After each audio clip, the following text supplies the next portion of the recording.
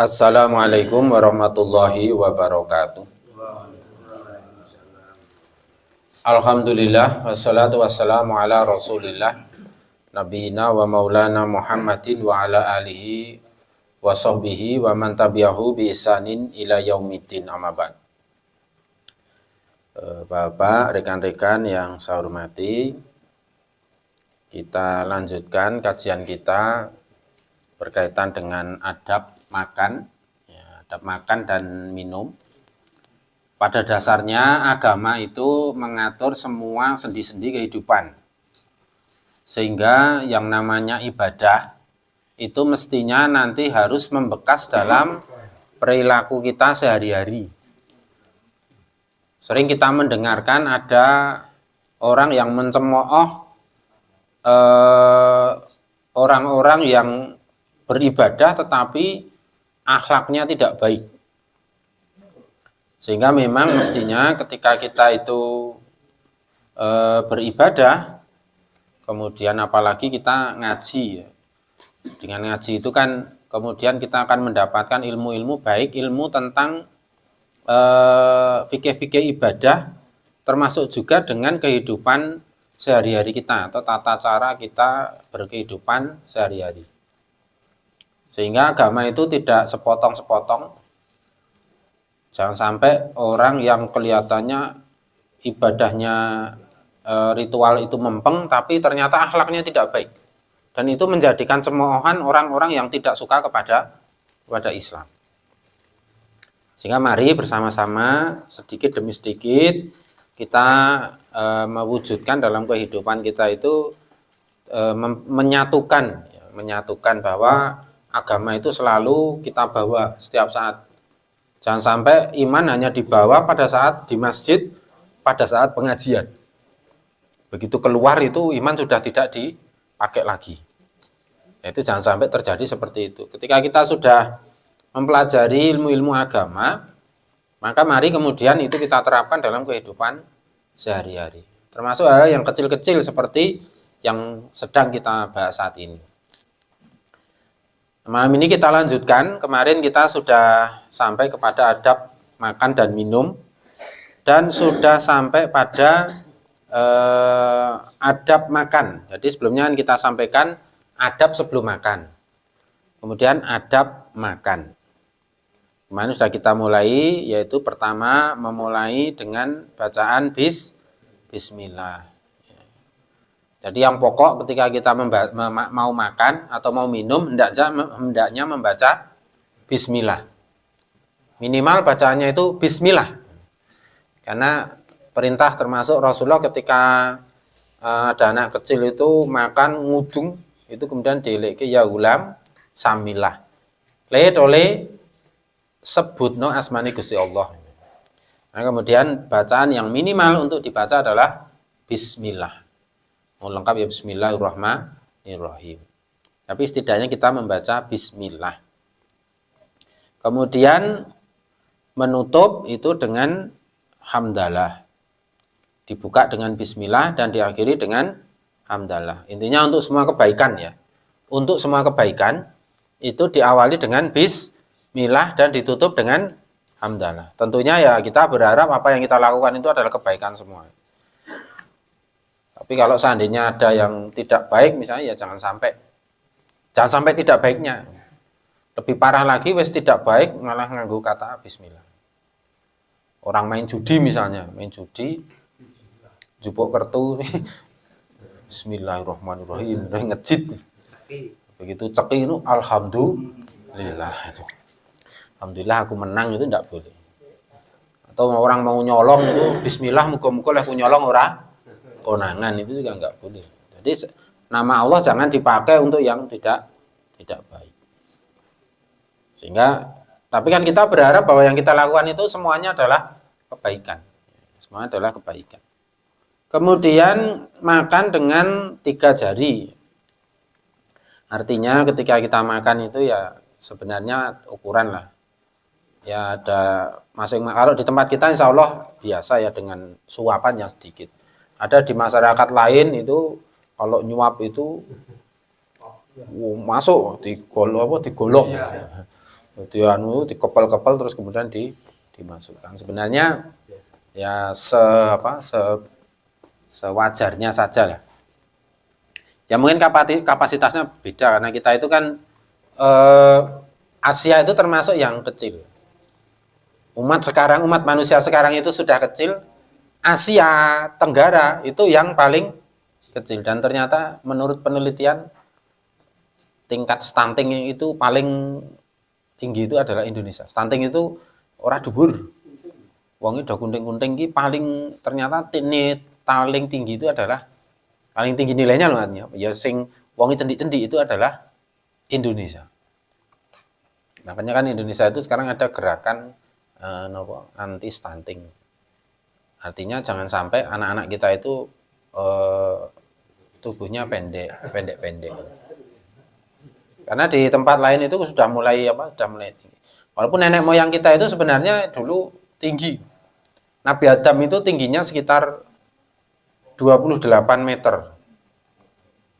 30 meter itu kan sepiro ya? Telung wit kambil. Jadi memang tinggi sekali. Sehingga dulu kalau ada pertanyaan, Mbah Nabi Adam ini ketemu dinosaurus, dinosaurus itu dhuwure kok 5 meter, hanya kecil. Jadi di hadapan Nabi Adam itu dan itu kayak kucing, jadi kecil-kecil. Dan itu menjadi nanti kita juga akan kembali. Ketika kita nanti berada di surga, itu nanti tinggi badan kita juga akan sama dengan Nabi Adam, tinggi Nabi Adam. Kemudian umurnya 33. Umur puncak itu 33. Sehingga ya bagus-bagus iki cah umur 33. Nek isih cilik iki nyengus biasanya. Isih ireng-ireng cilik-cilik. Mapan 33. Nah, setelah itu mulai tua ya keriput meneh. Jadi yang 33 itu memang puncak-puncaknya bagus-bagusnya ayu-ayunya. Ya, kemudian mengunyah yang keempat itu mengunyah. Ya, mengunyah, membersihkan tempat sebelum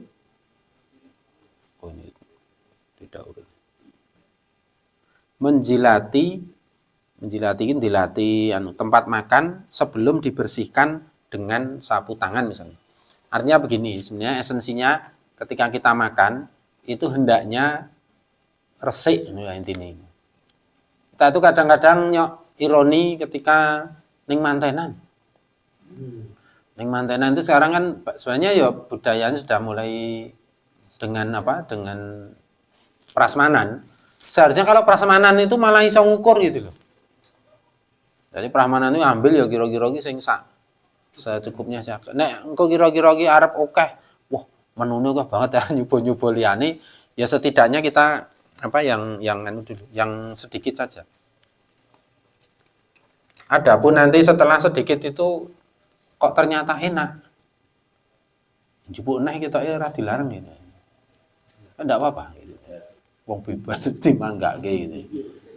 Itu malah enggak apa-apa gitu lah. Artinya ketika wis entek isih seneng ya urung warak katakanlah ngambil lagi kan enggak apa-apa.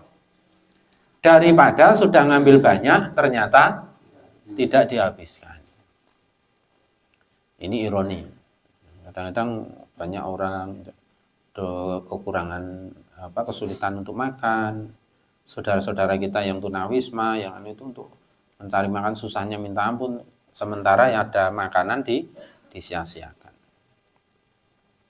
Kemudian jika ada yang jatuh sesuatu dari makanan itu kemudian dihilangkan yang kotor, wa akallahu, kemudian dimakan yang masih bersih. Nah, ini kondisional. Kita lihat sing tiba ki apa, yang tiba sego ya. Sego kan kecil-kecil jadi ya oke hargane. Jadi yang kotor dihilangkan, kemudian yang bersih itu dimakan. Alla yanfukha fit ta'amil har. Tidak meniup makanan yang panas. Jadi ditunggu. Wa ayyutimahu hatta yabruda. Maka ditunggu sampai dingin. atau kalau tidak dikipasi. Secara medis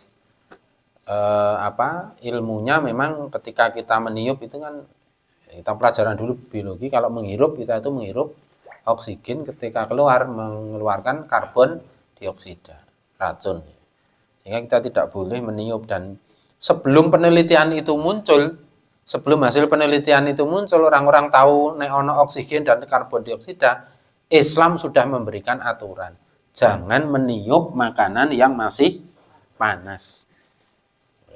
Jadi kalau misalnya kita dulang anak atau cucu ya, itu kan biasanya kalau dingin panas terus didamoni. Mestinya jangan didamoni tapi di sendoke singan itu digerak-gerakkan, naik turun atau kanan kiri. Sebenarnya itu ilmu termodinamika. Jadi memindahkan kalor. Nek didamu kan lebih cepat ya. Didamu itu lebih cepat. Lebih dingin. Bahkan ini menjadi ilmu itu neng Bangladesh itu digunakan AC alami. AC alami itu menggunakan prinsip didamu karo jadi didamu mecucu karo didamu Coba jangan rasa gini didamu mecucu ini kecil, lubangnya kecil, dingin atau panas? Dingin. Nek panas. Itu dipakai untuk AC alami neng Bangladesh itu. Itu bisa menurunkan suhu 5 derajat. Caranya, jadi bangunan seperti ini, itu temboknya itu kemudian dipasangi pakai botol aqua. Bagian luarnya besar, jadi botol aqua itu dipotong yang besar. Jadi yang bagian besar itu di luar, yang bagian kecil di dalam. Ya.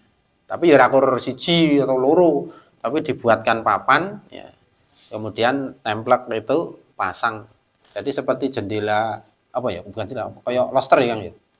Fungsinya kayak loster gitu. Kayak loster, tapi kalau loster kan sama. Tapi itu tadi bagian yang kecil di dalam. Ternyata itu bisa menurunkan suhu ruangan sampai 5 derajat. Ya, jadi memang istilahnya itu betul-betul apa yang disampaikan Islam sebelum ada penelitian itu ya memang bukti bahwa ini memang betul-betul tidak hanya rekor-rekone Muhammad itu ya, tapi betul-betul ini apa yang disampaikan oleh Allah kepada junjungan kita Nabi Agung Muhammad Sallallahu Alaihi Wasallam. Jadi memang dari Allah, dari Tuhan.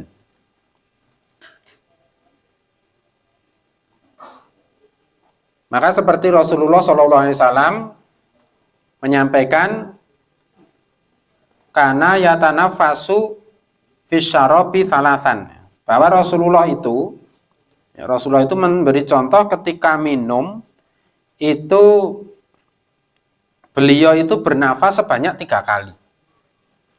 Jadi kalau kita minum sak gelas itu kok suatu ngelain suruh gluk sampai.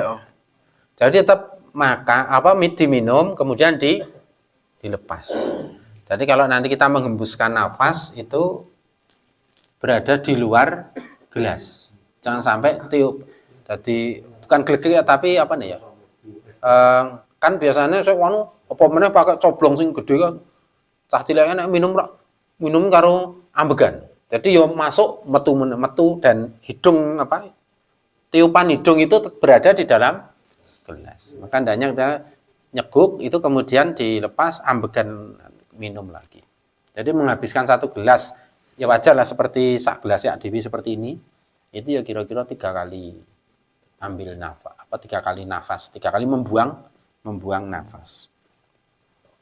Itu yang dicontohkan, dan Rasulullah juga melarang meniup minuman. Naha ngan nafhi fisyarab. Jadi melarang untuk meniup di dalam minum. Kemudian tidak berlebih-lebihan di dalam makanan. Tidak berlebih-lebihan di dalam makanan. Di dalam kita sudah mengenal bagian-bagian ketika makan itu hendaknya fasulusun to'amun, sepertiga itu untuk makanan, wasulusun syarobun, sepertiga untuk minum, wasulusun linafs, dan sepertiga untuk nafas atau udara. Dan ini menjadi, makanya dulu kita sampaikan ketika makan itu memang bagus anunya di kayak duduk jigang itu. Kalau kita makan kok sambil misalnya begini. Ini sebenarnya ada makruhnya nih. Kalau makan jangan lendetan. Jadi ini kadang kan kita suranung. Kalau makan hendaknya kita termasuk menunjukkan keinginan kita untuk makan itu. Jadi tidak makan terus ro lendetan apalagi lu duduk. Karena itu cara apa? Cara duduknya setan. Ini duduk kene dileboni bisa metu. Jadi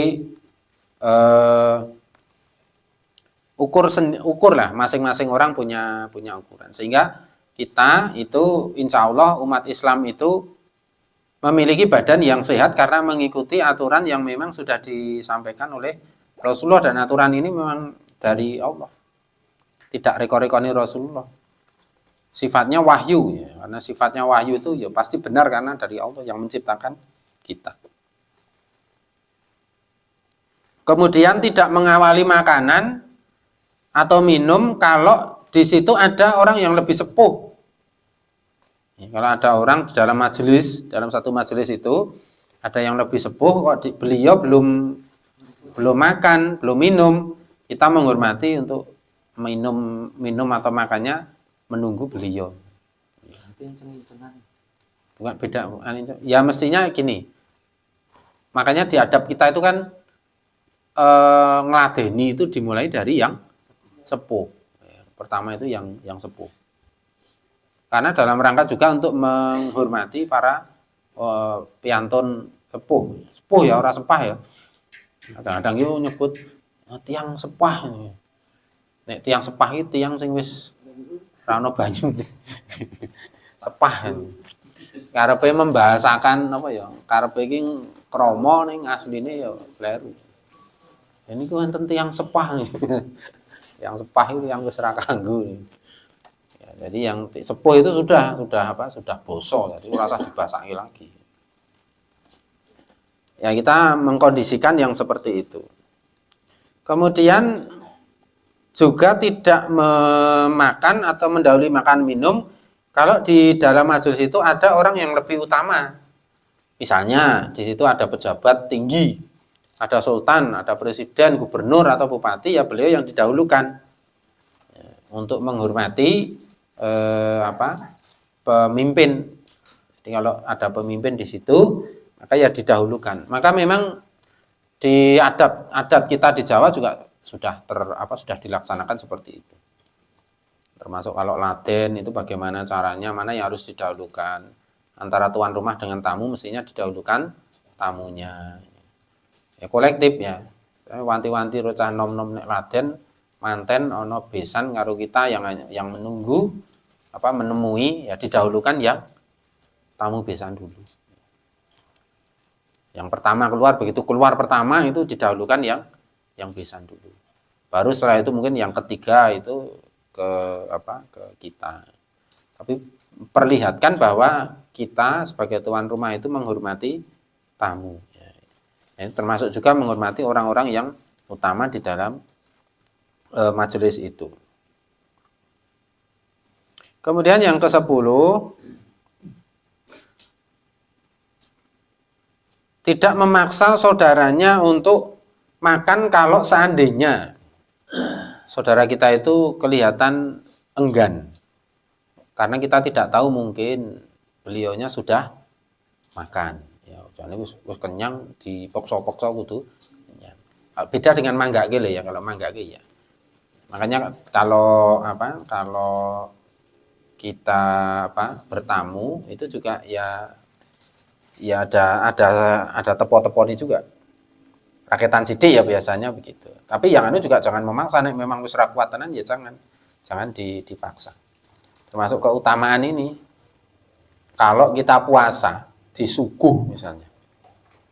Lebih baik batalke atau tetap puasa. Ada alasan, wah mohon maaf saya puasa.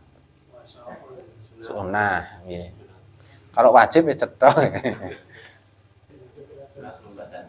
Nek wajib nek yo golek anu.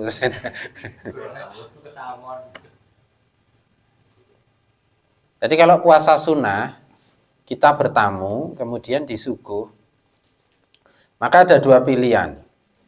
Mana yang paling menyenangkan saudara kita yang nyuguh? Kalau saudara kita nyuguh itu senang untuk kita memakannya, apalagi anak-anak ke. Kelihatan anak-anak ke wis cetha di anak-anak ke di nang omah misalnya ra ono suguhan, ketok mau bojone metu terus bali nggawa plastik ditokke tong sing ndas. Nah, begitu itu terus kemudian kita lebih baik membatalkan. Lebih baik membatalkan kemudian memakan itu. Sunah mau lho. Jadi enggak apa. Tapi kalau misalnya tidak anak-anak ke ya misalnya ora jane ya wis ono kita ya. Itu boleh. Contohnya misalnya apa ya? Ya kayak wedang putih misalnya. Itu boleh kita untuk tidak apa? Boleh. Untuk misalnya mohon maaf kula anu nembe poso ya. Atau kita bareng-bareng dilalah. Jadi sudah ada yang mewakili sing ra poso misalnya. Ya tetap mempertahankan puasanya itu boleh. Kalau kita bertamu sendirian ada tuan rumah itu menghormati kita. Ya, menghormati kita kok wis di anak-anak ke kok ra gelem wah sewu kula poso rasane gelu ya misalnya. Sehingga kita justru disunahkan untuk menikmati ya, ikut makan di situ. Kemudian kalau dalam satu majelis itu makan bareng-bareng, kalau di Arab itu kan biasa dulu ya makan, kita juga sudah banyak yang meniru makan bareng-bareng itu kembul, gelar ini dewe gelar godhong terus dijereng. Nah itu makannya yang apa? Tidak boleh kita makan dengan banyak tanpa memperhatikan teman-temannya. Harus dilihat kira-kira yo sak wajare. Nek wajare ning Arab yo beda, Arab iki wedhus siji wong 10 ya. 10 kuwi ya. Kita ono saya lihat video itu nek kita duduk wedhus ya, unta. Unta iki wong 10. Nek kita kan wedhus siji wong 100 ya. Bisa aneh. Di sana luar biasa. Kita juga kan ngomong orang Arab itu kok ora do darah tinggi tuh ya. Kok sing do darah tinggi padahal panganane mungkin penyaluran. Mungkin loh. Wong penyaluran aku ya mikir wong Jawa itu kan meneng. Apa nih? Cara nek kono ora nggo santen, Mbak. Paling di surat Jawa. Nek kula kok iki anu analisa geguyon. Wong Arab itu nek omongan seru-seru. Jadi ngomongin kita memandang itu wongnya unek-unek jadi biasa bagi mereka. Kalau kita kan meneng, jadi nesu itu ampet-ampet, wong kono biasa. Jadi surang ngampet, jadi tensinya los. Ya memang bumbu ya, yang memungkinkan itu ada kemungkinan itu di bumbu. Karena Rasulullah itu kalau mencontohkan misalnya garam ya, mengkonsumsi garam itu sebenarnya aman kalau dikonsumsi dalam keadaan tidak ikut dimasak. Jadi lingoyai ini keri. Kita kan enggak garam yang ngarep digodok ya. Itu katanya yang tidak sehat katanya seperti itu. Kemudian tidak melihat orang memperhatikan saudara kita yang sedang makan. Nginceng wong mangan itu enggak jangan. Sing diinceng tak yo rasane wis gitu. Malah difoto. Wah, dicolong-colong. Jadi jangan sampai kita itu ngematke gitu ya. Tapi kalau misalnya dokumen anu beda lah ya, itu kan ngemat ya siapapun kan kena. Jadi agak makmumnya diinceng. Jangan sampai seperti itu karena itu akan membuat tidak nyaman. Kemudian tidak melakukan perbuatan yang dapat menghilangkan nafsu makan saudaranya. Apa lah sing kira-kira iki nek ana agak ning warung. Ning warung iki ana jagongan, omongan seru. Ngomong ke ambeien. Ngomong ke baru operasi ambeien, wah iki batu operasi wah. Kita kan yang dengar itu kan bayangannya kan itu enggak nyaman.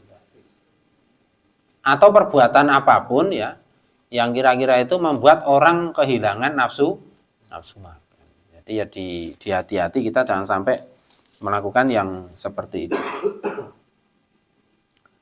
Hendaknya makan bersama dengan orang-orang fakir. Jadi kalau bisa, apalagi dalam hal walimah itu hendaknya jangan mengundang itu hanya khusus yang kaya. Jadi sempatkan tetap diupayakan justru mengundang para fakir miskin. Dan ini menjadi akhlaknya para sahabat ketika diajak makan dengan orang-orang miskin itu tidak menolak. Bahkan para sahabat itu ketika diundang makan di pinggir jalan hanya digelari alas seadanya itu. Ya kita misalnya kurang kertas terus yang dimakan itu hanya remih-remih. Jadi remuan roti itu pernah. Ali diajak seperti itu dan itu senang gitu, ikut ya, senang. Dan itu menjadi kebahagiaan tersendiri bagi orang-orang fakir miskin. Apalagi kita mengadakan walimah, mengadakan syukuran atau apapun, maka jangan lupakan orang-orang fakir dan miskin. Kemudian setelah selesai makan hendaknya membersihkan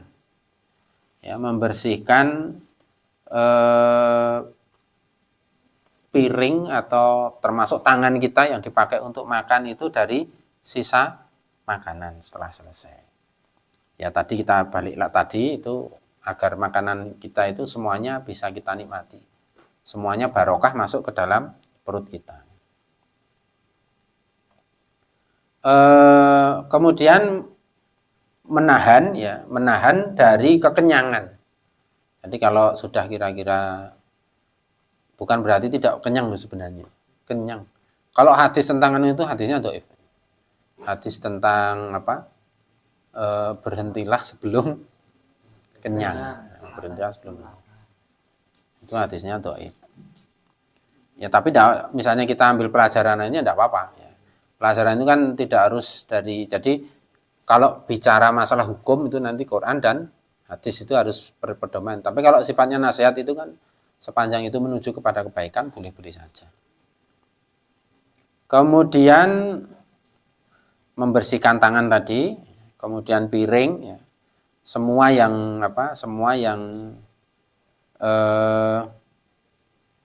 bekas makanan yang untuk menampung makanan itu hendaknya dalam kondisi bersih. Kemudian mengambil makanan-makanan yang mungkin kotor, jatuh, mohon maaf.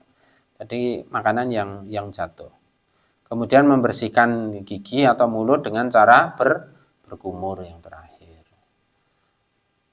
Ya, ini makanya sebenarnya umat Islam itu umat yang paling bersih sebenarnya. Sebab kita itu kan anjurannya minimal ya misalnya kalau mau sholat ya wudu misalnya ya. Kemudian bagus lagi ketika orang bisa menggantung wudu. Artinya gantung wudu itu ketika batal terus batal wudu sehingga orang itu bersih setiap saat. Dan ini menjadi akhlaknya orang Islam. Sementara orang-orang itu kan menggambarkan wong Islam ini kumuh. Untuk wong Islam itu orang resian. Padahal kita itu super bersih. Mohon maaf, kadang saya melihat orang-orang yang tidak berpedoman pada agama misalnya ya. Misalnya agamanya Islam tapi misalnya dia enggak dalam agama. Pipis yang pinggir jalan biasa wae. Terus langsung ditutup gitu saja. Bahkan berdiri yang pinggir jalan, orang amping-ampingan. Padahal kita itu oleh Allah sudah diberikan ketentuan. Sak ngerkasane misalnya tidak ada alat istinja, alat untuk pawe. Itu kan tidak harus dengan air kalau airnya tidak ada. Bisa dengan batu, bisa dengan yang lain. Yang penting tidak dengan tulang atau kotoran yang sudah kering. Tai kering ini jangan. Atau tulang.